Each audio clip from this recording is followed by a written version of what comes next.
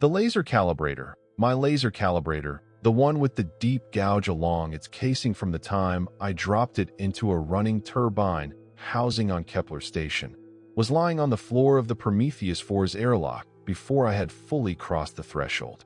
I stopped, checked my tool belt. The calibrator was there, clipped in its slot, right where I always kept it. I unclipped it, held it next to the one on the floor. The scratches matched. Not similar. Matched. The way a key matches its lock. The way a fingerprint matches itself. I crouched, picked up the floor unit, turned it over in my gloves. Same serial number engraved on the base plate. MER 1194T. Same hairline fracture running from the thumb grip to the charging port. Same discoloration on the emitter tip from the calibration burn I had done 3 weeks ago on the shuttle refinery contract. I set it down and straightened up and pressed my recorder. Audio note, timestamp 0614. Found duplicate calibrator at airlock entry, Prometheus 4. Markings identical to my own unit, including serial number. Assuming prior salvage crew left equipment. Will log and continue. I clipped my own calibrator back into its slot and left the other one on the floor. The airlock cycled shut behind me with a pressure hiss that faded into something that wasn't silence so much as its absence. Not quiet, but empty, the way a room sounds after every familiar noise has been surgically removed. My boot hit the deck and the sound arrived and stopped, flat as a dead signal. No echo from the walls, no resonance from the structural frames. The acoustic deadness of a space that had stopped interacting with itself. I pressed my suit lamp and swept it down the corridor. The passage stretched ahead for perhaps 40 meters before it jogged left at the junction I had memorized from the deck plans. Emergency lighting strips ran along the base of both walls, pulsing amber every 4 seconds with a rhythm that was almost biological. Almost, but not quite, because it never varied, not by a millisecond, which is the thing a heartbeat always does. Frost coated the walls from floor to mid-chest. Not patchy, not the uneven distribution of simple condensation. An even, crystalline layer that had accumulated over a long period at a sustained temperature, millimeter by millimeter, the way a geological deposit forms, patient and indifferent. It caught the amber light and turned the whole passage the color of old bone, of a page left too long in a dark drawer, of something that had been waiting.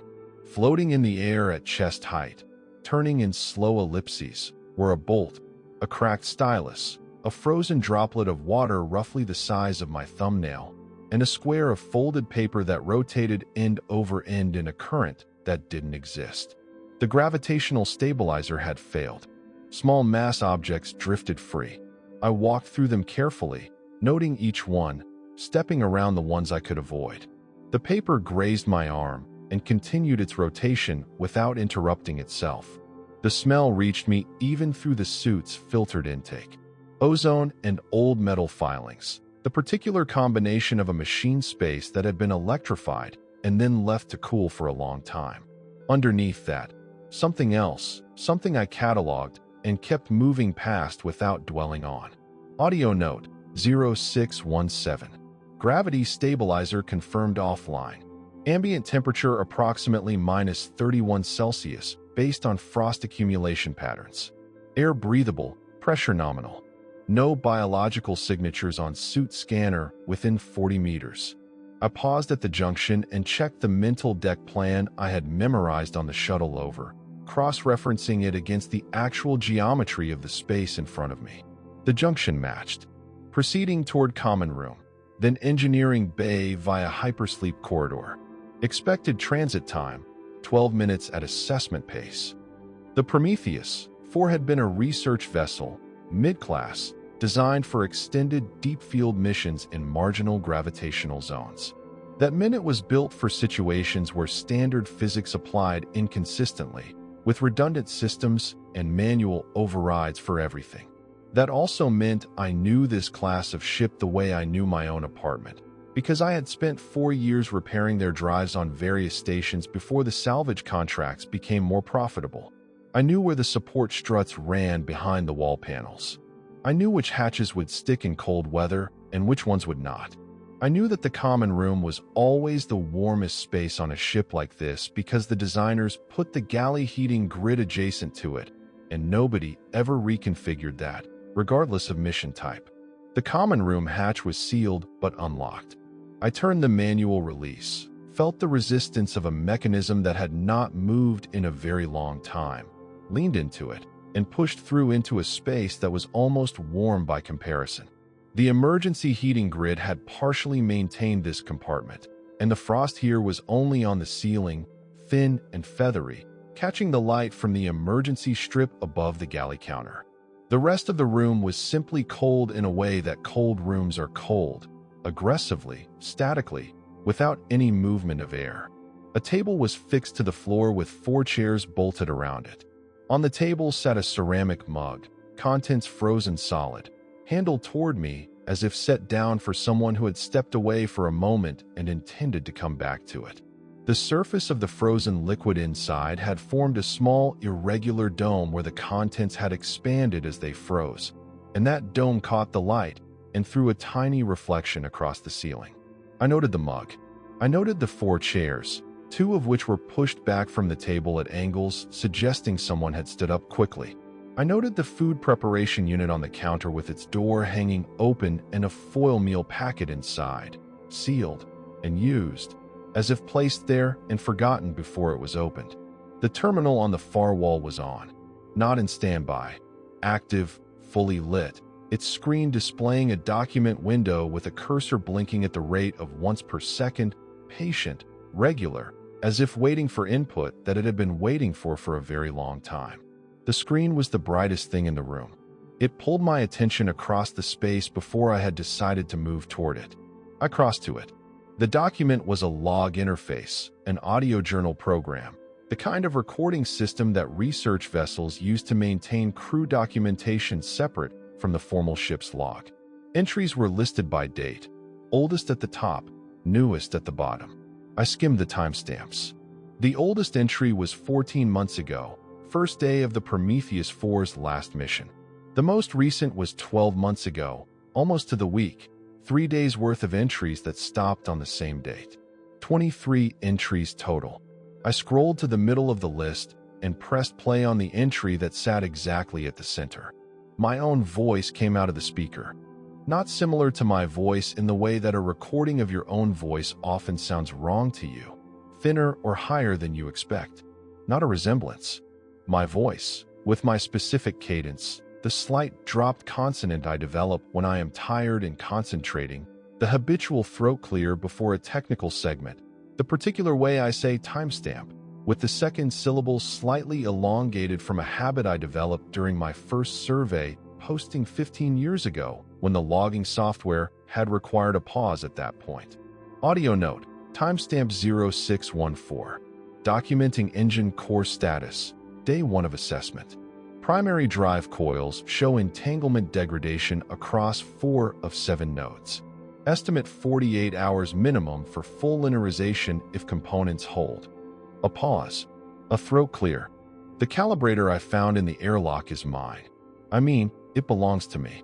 I brought it on this mission, but it was already there when I arrived. I stopped the playback.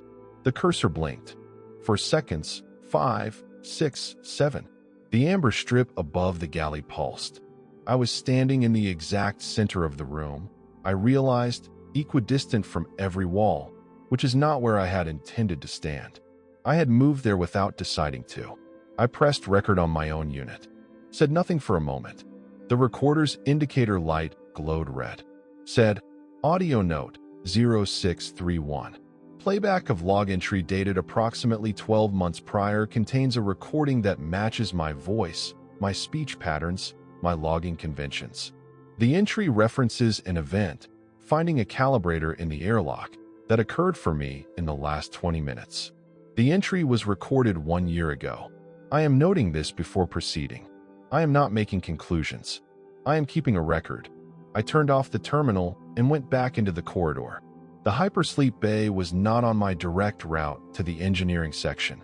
I was aware of that. I had a job to complete, a specific sequence of actions that the salvage company had paid me to perform. Retrieve the flight recorder from the bridge, access the engineering bay, manually initiate the reactor restart sequence, confirm stable power, transmit the recovery signal to the shuttle. Let the automated systems handle the towing prep. Straightforward. I had done similar work on 4 prior recovery contracts, and the process was the same each time. Predictable, documentable. The kind of work I was specifically good at because it required precision and patience, and the refusal to be distracted by anomalies that were not directly relevant to the primary task. I went to the hypersleep bay anyway. The manifest listed 8 crew. 8 bodies in confirmed stasis would mean I was dealing with an automated system failure and an extended drift, not a situation involving active personnel. 8 bodies in confirmed stasis would make this a simpler job in important ways that I told myself were relevant to my assessment. I pushed the hatch open. The amber light from the corridor fell into the room and across 6 occupied capsules arranged in 2 rows of 3. The 7th and 8th capsules at the far end of the bay stood open and empty, their interior lighting off, their seals disengaged. The air here was colder than the corridor. Each breath I took felt like pulling it through a cloth. The frost on these walls was thicker, more layered, suggesting this compartment had lost heating earlier than the rest of the ship. I went to the nearest occupied capsule and leaned close to the faceplate. The suit inside was new. Not worn new, not the state of equipment that has been used a few times and stored carefully. New in the factory sense, with crease lines still visible on the fabric shoulders where it had been folded in its packaging, with the certification tags at the collar still sealed in their original foil, with the identification patches unscuffed and their embossed lettering sharp. The medical readout panel beside the capsule showed cardiac function as a flat line. Brain activity was present, a trace, the lowest threshold the monitor could record, a signal so faint it resembled radio interference more than biological activity. But present, continuous, running. The face behind the glass was mine. I stood upright. I took 3 measured steps back, and my shoulders met the wall, and I stayed there with the wall at my back and looked at the capsule from across 3 meters of frozen floor. The amber pulse counted 4 seconds. Counted another 4. A small hex wrench, drifting in the partial gravity anomaly that extended from the corridor into this compartment, rotated in a slow arc past my left shoulder without touching me. I pressed record. I said nothing for 14 seconds, which I know because I counted them. Then, audio note 0648. First occupied capsule in hypersleep bay. Occupant's face matches my own. Cardiac activity absent. Neural activity present at minimum threshold. Suit is factory new. I went down the row. Each capsule, each face. Daenerys, the structural analyst who had been on my shuttle 12 hours ago, who had told me about her daughter's school recital while we ate reheated noodles in the galley, laughing at herself for how nervous she had been during the performance, more nervous than the 7-year-old on stage. Her face was slack in the capsule, utterly neutral, none of the expressiveness that characterized every conversation we had ever had. New suit, flat cardiac, neural trace. PRYNN, the navigation specialist who had argued with me about the docking approach vector for 40 minutes, and who had been correct, and who had not said anything when it turned out he was correct, simply moved to the next item on the pre-approach checklist. Same state, new suit, flat cardiac, the ghost of a neural signal. The other 3 faces were people I knew less personally. A technician whose name I had to read from the capsule's external tag. 2 contracted specialists who had sat across from me in the mission briefing 2 days ago and taken notes on tablets while the company representative talked about the recovery bonus structure. All 6 in new suits. All 6 flatline cardiac. All 6 with that minimum sustained neural activity. That trace of ongoing process inside sealed skulls, running something that the monitors had no category for, generating no output, responding to no stimulus, simply continuing. I documented each one. I kept my voice level during all of it. I had been hired to do a specific job, and I was going to do it. Audio note 0703. Hypersleep Bay Complete Assessment. 6 of 8 capsules occupied. Occupants match personnel currently aboard my rescue shuttle who departed from Meridian Station with me 14 hours ago. No explanation available at this time. 7th and 8th capsules empty and unsealed. Proceeding to bridge. The bridge hatch was the heaviest on the ship, a full vacuum-rated seal that required a 9-step manual cycle to open from outside without electronic assist. I had memorized the procedure from the ship class documentation on my shuttle's database, and I worked through it methodically. Primary clamp release, secondary clamp release, pressure equalization valve, confirmation check, will counterclockwise 7 full rotations, intermediate lock pin, pin reset, will clockwise 2 rotations, final clamp. For minutes and 30 seconds, the hatch swung inward on pneumatic hinges that moved in absolute silence. Inside, the bridge was the coldest space yet. Every surface wore 2 centimeters of frost that had formed in layers over an extended period, building up the way sediment builds up, the lower layers denser and more translucent than the recent upper crust. The navigation displays were dark. The captain's station was dead. Tactical, communications, environmental, all dark, all covered in the same layered frost. The emergency lighting here ran from only 2 strips, positioned at the base of the forward observation window rather than at the walls, which threw unusual shadows upward across the equipment and created a space that looked less like a bridge and more like a cave with instruments. I used my suit lamp. The beam caught the frost and threw back 1,000 small reflections, the ceiling seeming to ripple as I moved. The engineering officer's log was in its bracket beside the secondary console, secured with a spring clip.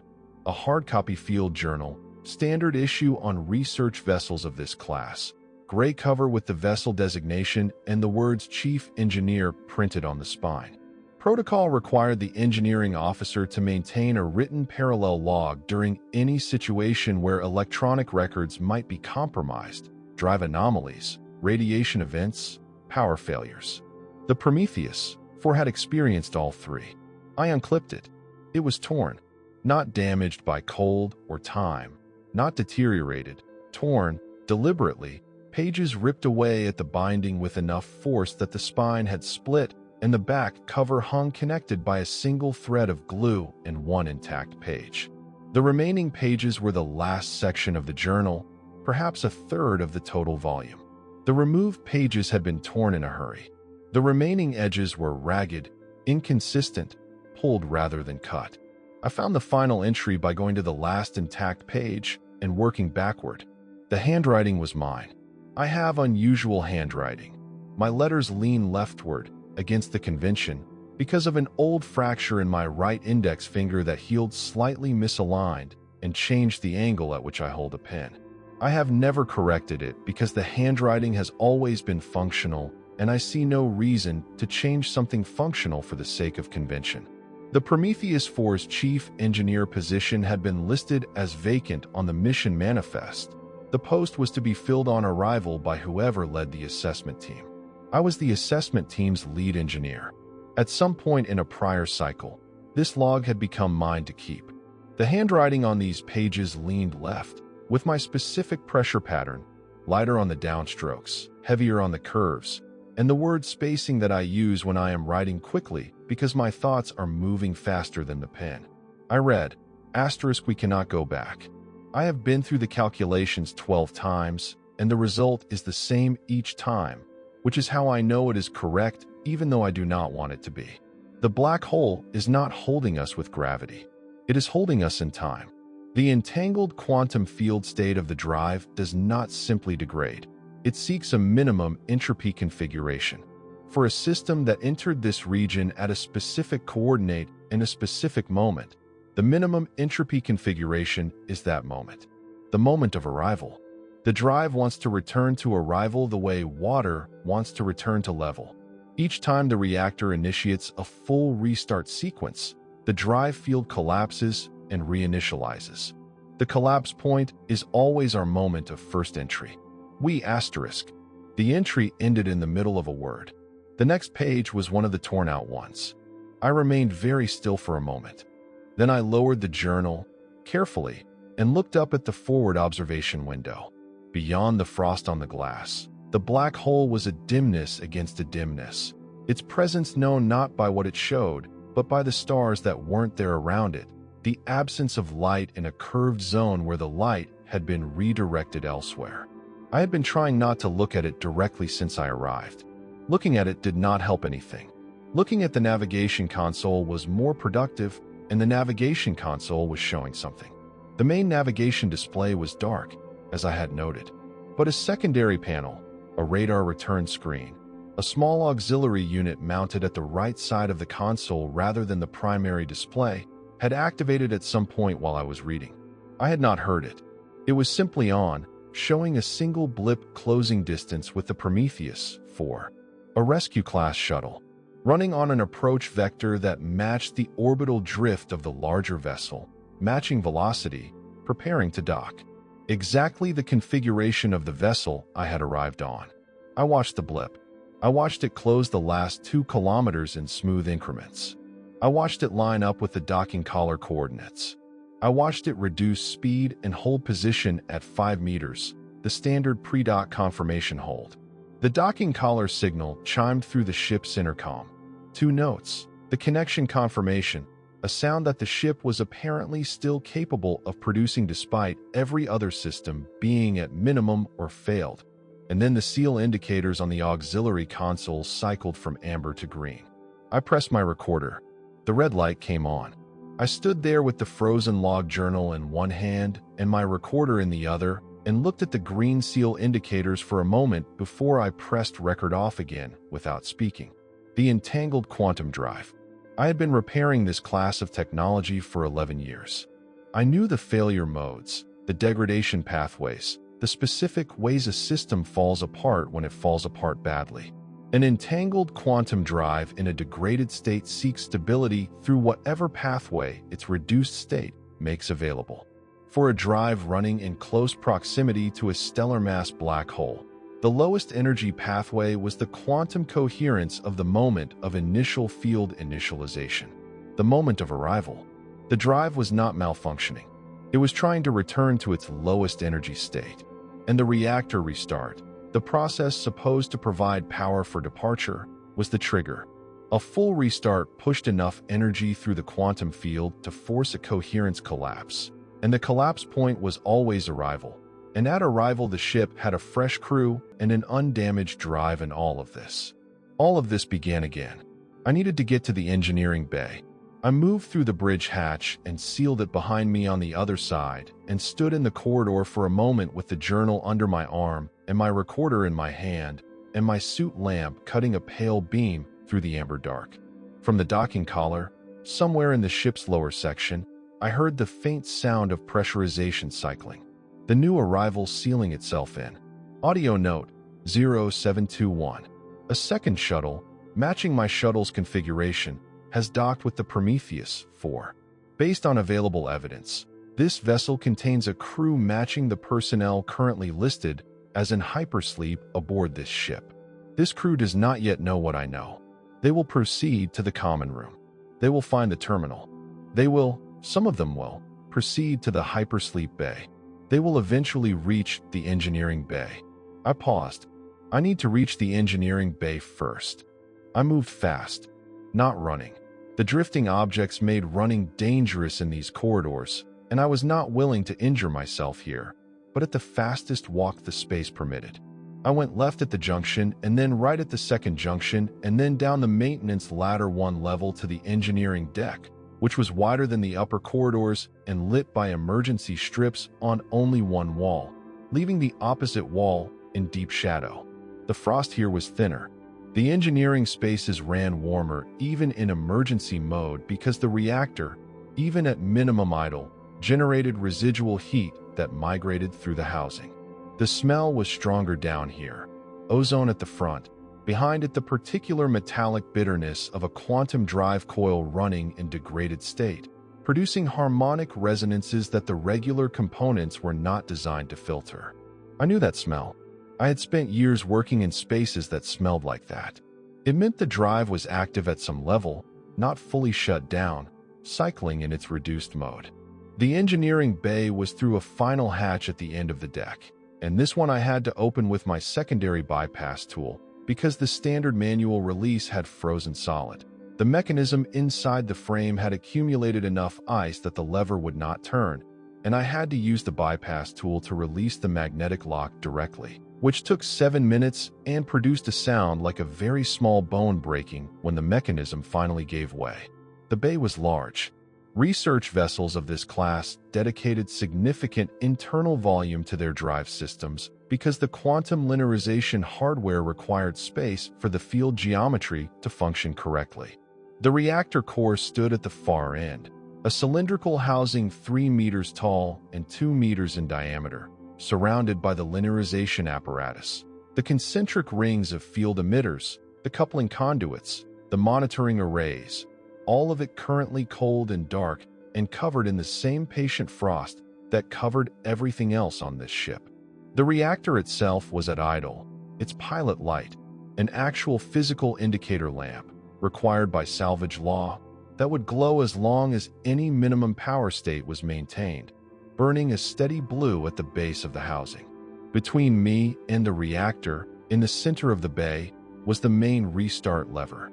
It was a physical switch, not a software control, not a touch interface. A mechanical lever on a vertical housing, roughly at chest height, with a spring return that required deliberate sustained force to hold in the activation position, a safety measure against accidental triggering.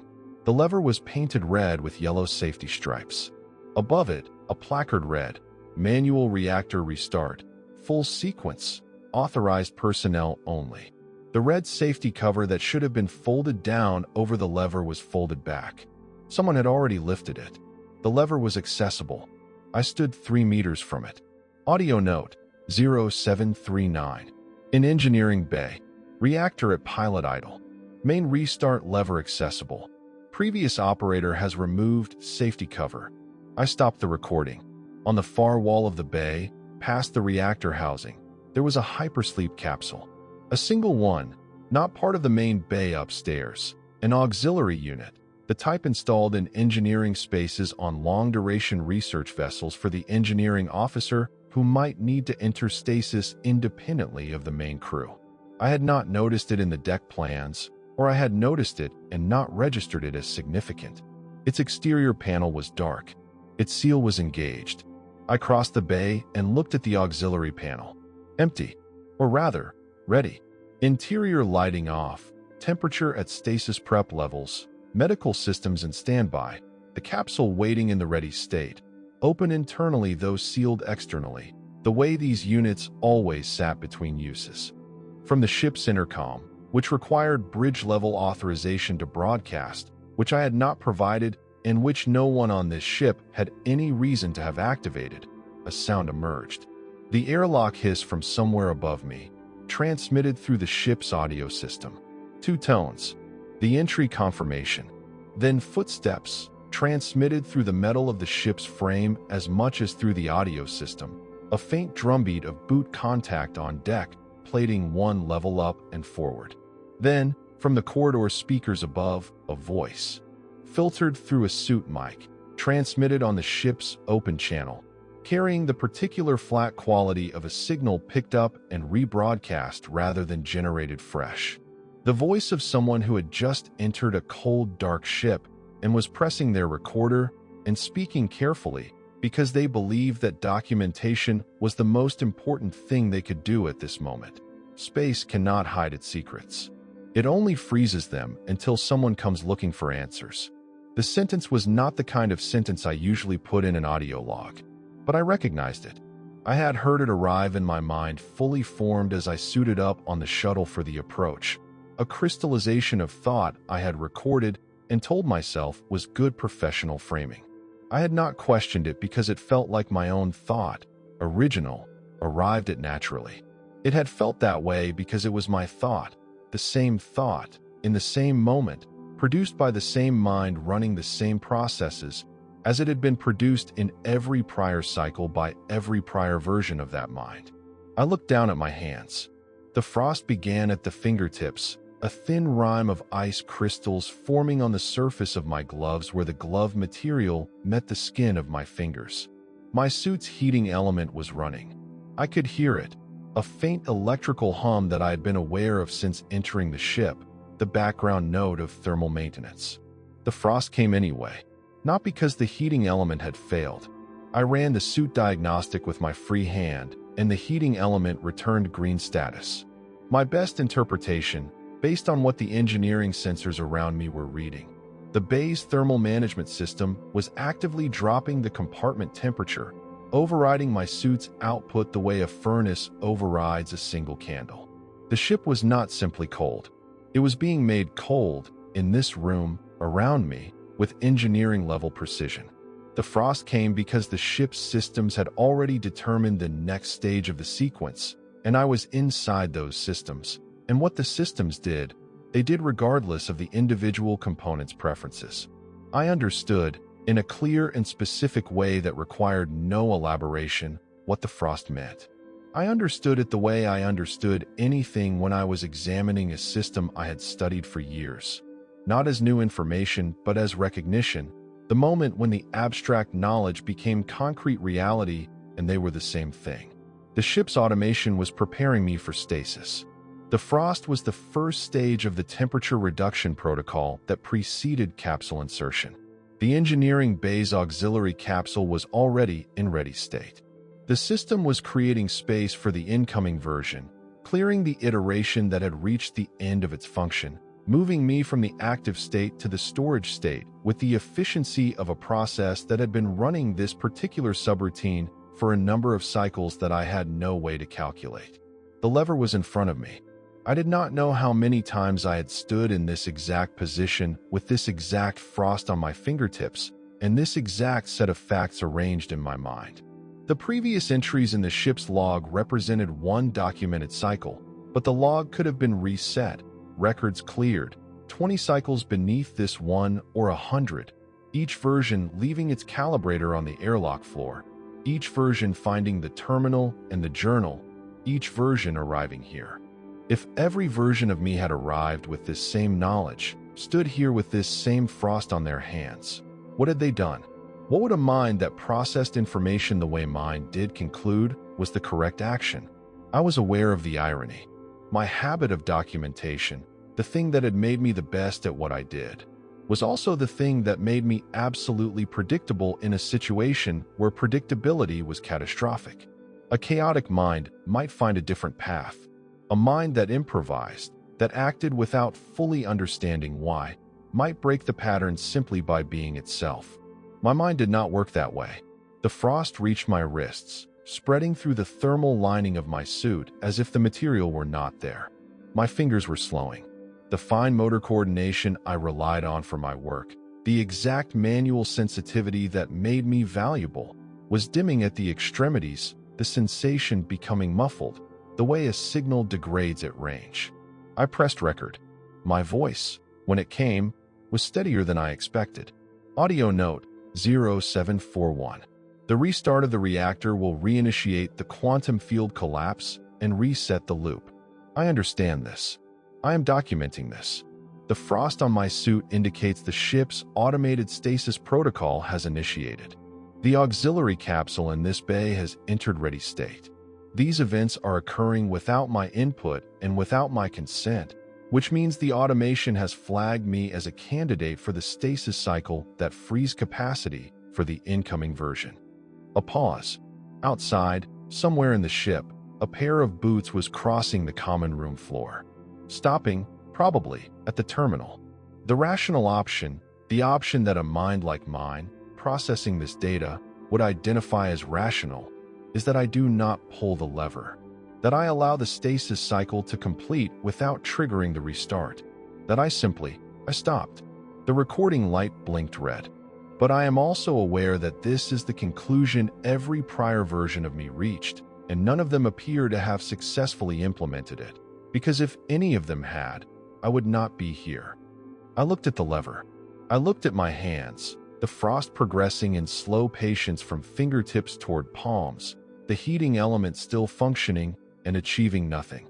The auxiliary capsule at the end of the bay was open and waiting. My fingers were slow and getting slower, the kind of slowing that was not painful but was absolute, the kind that did not negotiate. I could hear, very faintly through the ship's structure, a voice one level up and forward. A familiar voice, running through familiar words at a familiar pace, with a familiar throat clear before the technical segment. The lever sat in front of me, accessible, the safety cover folded back by whoever had stood here before me, and I want the record to be exact on this point. I did not reach for it. My hand did not move toward it. I made, with whatever remained of my voluntary process at this stage of the thermal reduction, the decision to remain still. The capsule's exterior panel lit green. The automation did not require me to walk to it. It had other mechanisms for this stage, mechanisms I had not known about because they were not in the technical documentation I had studied, because they were part of a subroutine written by whatever intelligence managed this loop, whether that was the degraded quantum drive, the ship's own damaged automation, or something else that the system had assembled over its many iterations into something that knew exactly how this went. I want to note, for the record, for whoever might eventually listen to these recordings if they are not cleared in the reset, that at the moment the capsule systems reached me, my final voluntary action was to press record and say nothing, because there was nothing to say that I had not already said, that had not already been said in however many prior logs existed beneath this one. The record was complete. The record had always been complete. Every version of me had arrived at this room and compiled the same data, and the data had never changed anything. The frost was at my shoulders. From the corridor above, from the ship's open audio channel, the sound of a boot on a metal ladder. Someone descending to the engineering deck. Someone moving with a professional urgency, not running, walking fast. The walk of a person who has decided to move quickly, but is also carrying the knowledge that the space does not allow careless haste, that the drifting objects require attention, that precision is always more valuable than speed. The auxiliary capsule light shifted from green to active amber. The reactor's pilot light, that small blue indicator at the base of the housing that burned as long as any minimum power state was maintained, continued to burn. It had been burning for a long time. It would burn for a while longer.